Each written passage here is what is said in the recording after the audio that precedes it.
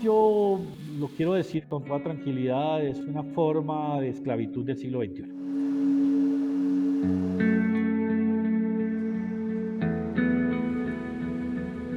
El contratista realiza su trabajo sin salario, sin prestaciones sociales, sin estabilidad laboral, sin concurso, sin seguridad social, sin ningún derecho. Es la ley de la selva. Una ley de la selva que, según el profesor Villegas, no considera los derechos. Trabaja, pero no es trabajador. No está protegido por el derecho del trabajo. Por eso el contratista no recibe salarios, sino honorarios. Para que una persona sea considerada trabajador según el Código Sustantivo del Trabajo, deben estar juntas tres características: que la actividad sea realizada por el mismo trabajador en un horario determinado, que haya subordinación, es decir, que haya un jefe que imparta órdenes, y que la persona reciba un salario. Por eso, la teoría y la práctica en un contrato de prestación de servicios no se parecen. Todas las funciones misionales permanentes de las entidades públicas tienen que estar ejercidas por servidoras y servidores públicos y no por contratistas, porque eso se llama privatizar el empleo público y eso es irregular, es ilegal e es inconstitucional. El director de Función Pública reportó que durante este gobierno han emitido dos circulares que instan a todas las entidades de gobierno a la formalización del empleo, teniendo en cuenta las necesidades de las plantas de personal. Para que tanto en el orden territorial, regional y nacional se proceda a establecer unos estudios que nos determinen cuáles son las necesidades reales, cuántos son los servidores y servidoras públicas que necesitamos para establecer toda nuestra misionalidad.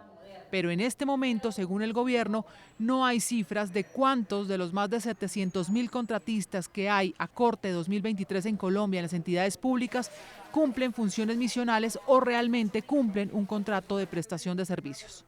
No te lo podría decir porque exactamente esa información la tiene cada entidad pública y cada jefe de la administración pública. Nosotros sabemos que eso se disfraza, pero ese disfraz corre el velo a través de las sentencias judiciales de los jueces de la República, que son los que declaran si efectivamente existe un contrato realidad con la administración pública.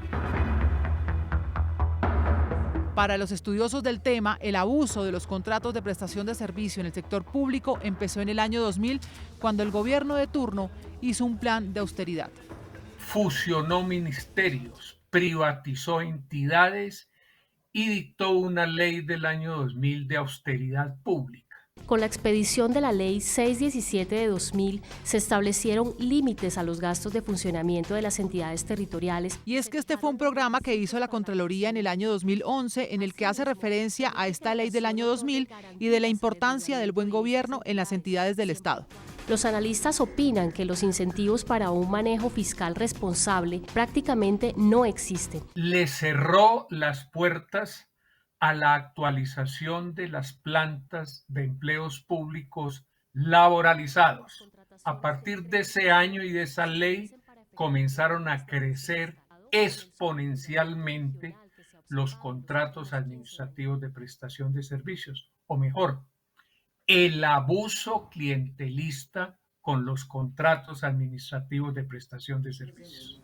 Y desde esa época, casi 25 años después, el sector más golpeado con esta figura de contratos de prestación de servicios es el de la salud.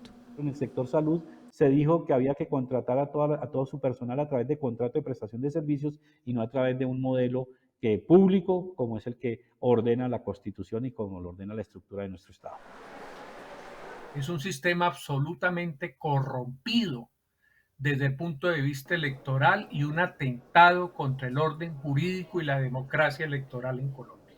El profesor Villegas ha documentado en su libro Derecho del Trabajo y Realidad Normativa algunos casos de corrupción política reseñados a su vez por la Corte Suprema de Justicia con los contratos de prestación de servicios en el sector público. Al contratista le van a hacer la transferencia electrónica a manera de ejemplo el día 25.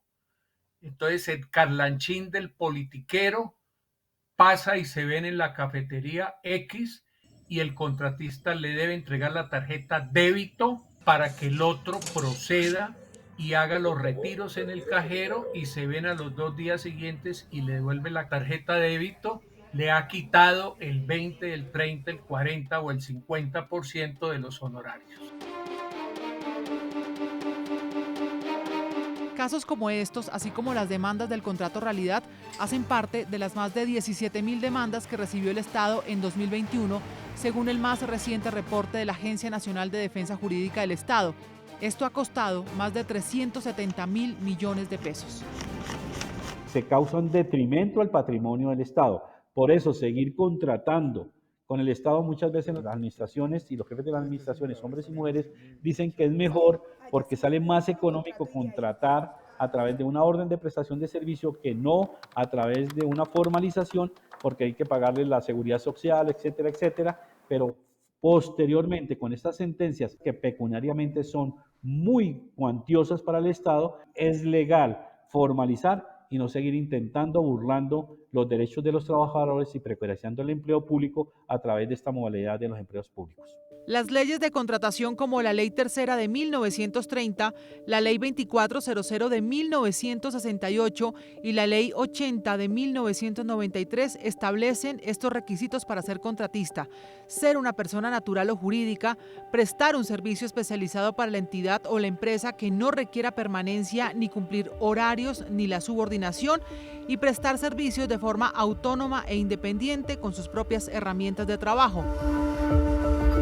En este punto, recalca la directora del Departamento Laboral de la Universidad del Rosario que si la entidad pública o privada dota al contratista de computadores, tabletas o demás insumos para que se desarrolle su trabajo y además le da órdenes, le impone horarios, la entidad o la empresa estarían actuando de forma ilegal y la relación con el contratista podría configurar un contrato laboral. Lo que no se debería hacer con un contratista independiente es vincularlo para realizar actividades subordinadas en una entidad o en una empresa pública o privada.